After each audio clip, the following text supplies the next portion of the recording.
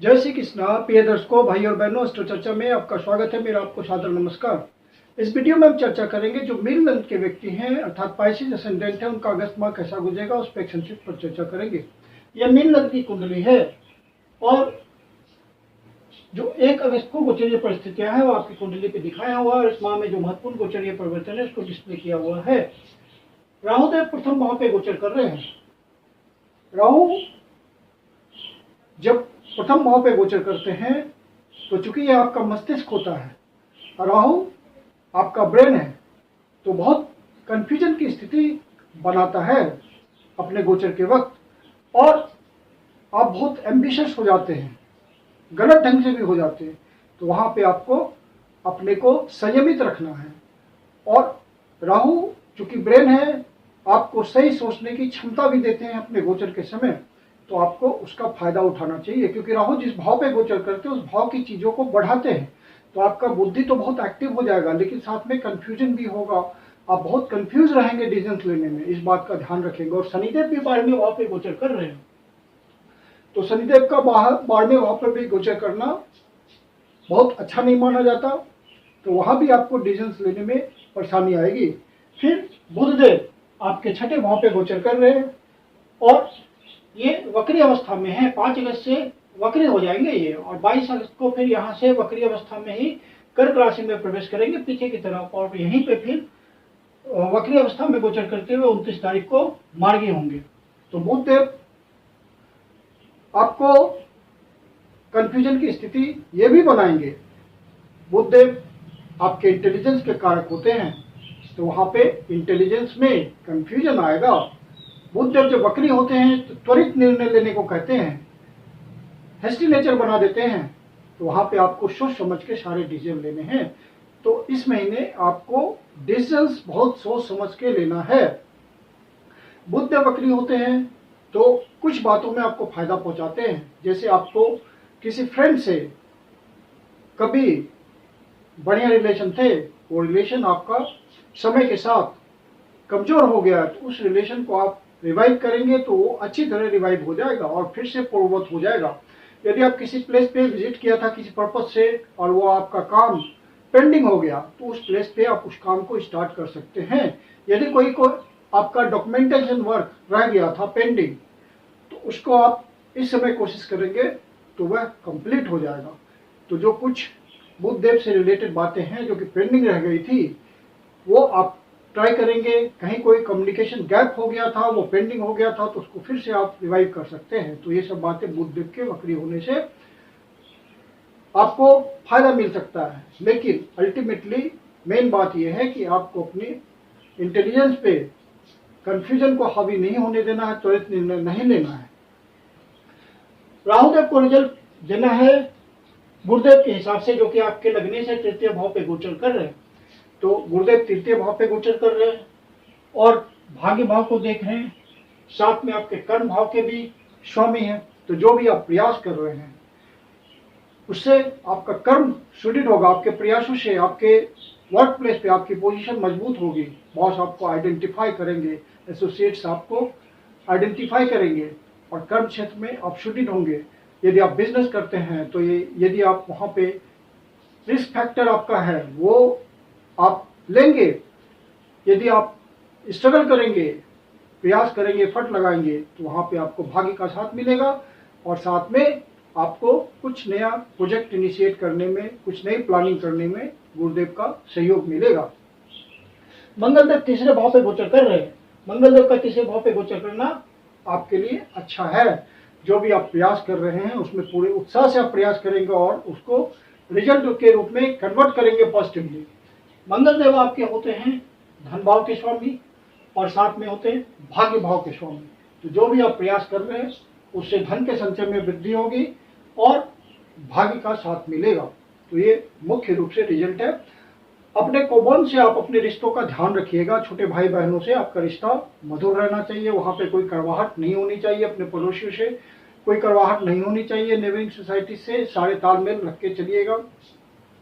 और सूर्यदेव आपके चतुर्थ भाव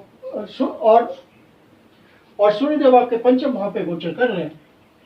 तो यहाँ पे जो भी लव अफेयर में हैं उनको अपने रिलेशंस में कोई एग्रेशन नहीं दिखना चाहिए, अन्यथा बात बिगड़ेगी। जो शेयर मार्केट के धंधे में बेट लगाते हैं, स्पेकुलेशन करते हैं किसी तरह का, उनको बहुत सोच समझ के सारा डिसीजंस लेना है, अन्यथा वो आपका डिसीजन नेगेटिव हो सकता है। जो भी फन एंड इंटरटेनमेंट के क्षेत्र में जुड़े हुए हैं या फिर किसी तरह के कला के क्षेत्र से जुड़े हुए हैं, पेंटिंग करते हैं, डांसिंग करते हैं, म्यूजिशियन है, म्यूजिक गाते हैं, आर्टिजनशिप है, थिएटरशिप है, तो वहाँ पे आपको पूरा उत्साह से आप वर्क कर पाएंगे और आपको सूर्यदेव का तेज मिलेगा, एक अलग ढंग का आप में कॉन्फिडेंस होगा, नए अवसर आपके पास आएंगे। फिर सूर्यदेव यहाँ से निकल करके 16 तारीख को छठे भाव पे गोचर करेंगे। तो 16 तारीख से पहले पहले आपको सूर्यदेव लाभ भी देंगे, आपकी इच्छा पूर्ति करेंगे और फिर छठे भाव पे गोचर करेंगे, लेकिन ये अपनी ही राशि में गोचर कर रहे हैं तो इनका अच्छा फल आएगा छठे भाव का। जैसे कि आप लोन के लिए ट्राई कर रहे हैं किसी सरकारी बैंक से, तो आपको लोन मिल जाएगा। किसी कंपटीशन में आप लगे होंगे सरकारी सेवा के क्षेत्र में, तो आपको सफलता मिल सकती है यदि आपके ओरिजिनल लेटर चार्ट के हिसाब से कोई पॉजिटिव टाइम होगा तो। जो अपने काम धंधे में हैं, सेल्फ प्रोफेशनल हैं, छठे भाव से संबंधित विषय से संबंधित उनका रोजगार है, जैसे लॉयर हैं, डॉक्टर हैं, हीलर हैं, कोई इसी तरह के झगड़े का निपटारा करते हैं, तो वहाँ पे उनको नए अवसरों की प्राप्ति होगी। सरकार से भी कुछ कांटेक्ट उनका बन सकता है, सरकारी अधिकारियों से कुछ सहयोग मिल सकता है और जो छिपे हुए शत्रु हैं वो आपका कुछ नहीं बिगाड़ सकते, क्योंकि सूर्यदेव अपनी राशि में गोचर कर रहे हैं। स्वराशि में इनका बहुत सुंदर फल होगा छठे भाव में। फिर शुक्रदेव आपके सिंह राशि में 25 अगस्त से पहले पहले गोचर कर रहे हैं, फिर 25 अगस्त को कन्या राशि में प्रवेश करेंगे। तो शुक्रदेव आपके होते हैं तृतीय भाव के स्वामी और साथ में होते हैं अष्टम भाव के स्वामी। तो अष्टम भाव के स्वामी जब छठे भाव पे गोचर करते हैं तो ये विपरीत राजयोग है, तो आप जो संघर्ष कर रहे हैं उसका फल अंततः आपको मिलेगा, अचानक से मिलेगा। और शुक्रदेव जो कि आपके प्रयास के भाव के स्वामी हैं और अचानक से होने वाले रिजल्ट के स्वामी हैं, तो आपको अच्छा फल अचानक से देंगे प्रयासों के बाद। आपके सुख साधनों में वृद्धि होगी, आप अपने कंफर्ट के साधनों पे खर्च कर पाएंगे। यदि आप कोई प्रॉपर्टी सेल करना चाहते हैं, पहले से प्रयास कर रहे हैं, उसकी सही कीमत नहीं मिल रही है आपको, तो आप प्रयास करें। ये अच्छा शुक्रदेव का गोचर है, आपको उसका अच्छा फल, अच्छा रिटर्न मिलना चाहिए। फिर बुधदेव जो कि चतुर्थ भाव के स्वामी है, आपके सुख भाव के स्वामी है, छठे भाव पे गोचर कर रहे हैं, तो आप जो भी आपका काम धंधा है उससे आपको सुख की प्राप्ति होगी, विलासिता के साधनों में वृद्धि होगी, कोई कन्वेंस खरीद सकते हैं और किसी तरह की सुख में आपकी वृद्धि हो सकती है। यदि आप पहले से कोई प्रॉपर्टी बेचने के लिए प्रयास कर रहे हैं तो सोच समझ करके पूरा डिसीजन लेकर के आप प्रॉपर्टी बेचेंगे तो उसका रिटर्न मिलेगा। बिना अच्छी तरह डिसीजन लिए हुए इस समय प्रॉपर्टी बेचना उचित नहीं है। जो रियल एस्टेट के सेक्टर में हैं उनको भी बहुत सोच समझ के सारे डीलिंग्स करने चाहिए जब तक बुधदेव बकरी हैं। फिर बुधदेव यहाँ से निकल करके 22 तारीख को कर्क राशि में जाएंगे, तो बुधदेव का अच्छा फल होगा और बुधदेव यहाँ से फिर वक्री अवस्था में ही आपके लाभ भाव को देख रहे होंगे। तो कर्म के क्षेत्र में जो आप प्रयास करेंगे, जो आपका कर्म है उससे आपको लाभ की प्राप्ति होगी, अच्छे इनकम की प्राप्ति होगी।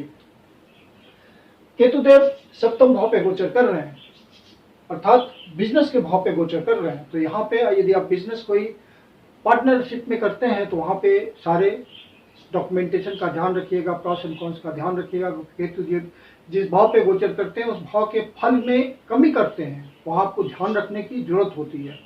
तो यहाँ पे आप सारे प्रॉस एंड कॉन्स का ध्यान रखिएगा, लाइफ पार्टनर के स्वास्थ्य का ध्यान रखिएगा, लाइफ पार्टनर से कोई डिफरेंसेस नहीं होना चाहिए, इन सब बातों का आप ध्यान रखेंगे। यदि पब्लिक इंटरेक्शन में आप कोई काम धंधा करते हैं तो वहाँ भी आपका किसी से कोई बिना वजह विवाद नहीं खड़ा होना चाहिए।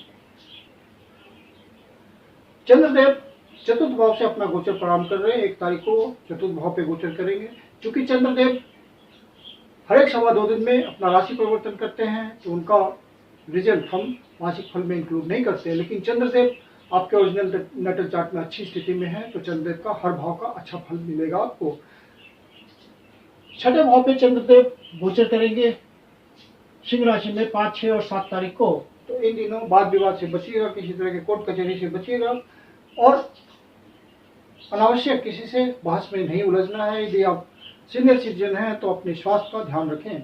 फिर बुधदेव 8वें भाव पे गोचर कर रहे हैं तुला राशि में 10, 11 और 12 तारीख को। तो इन दिनों कोई निगेटिव आपको न्यूज मिल सकता है, मानसिक पीड़ा हो सकती है। तो ऐसा महसूस हो तो आप शिव जी के मंदिर में जाके शिवलिंग का दूध से जल से अभिषेक करें, ओम नमः शिवाय का जाप करें, शिव जी आपकी पीड़ा हर लेंगे, या विष्णु सहस्रनाम का सहारा लें।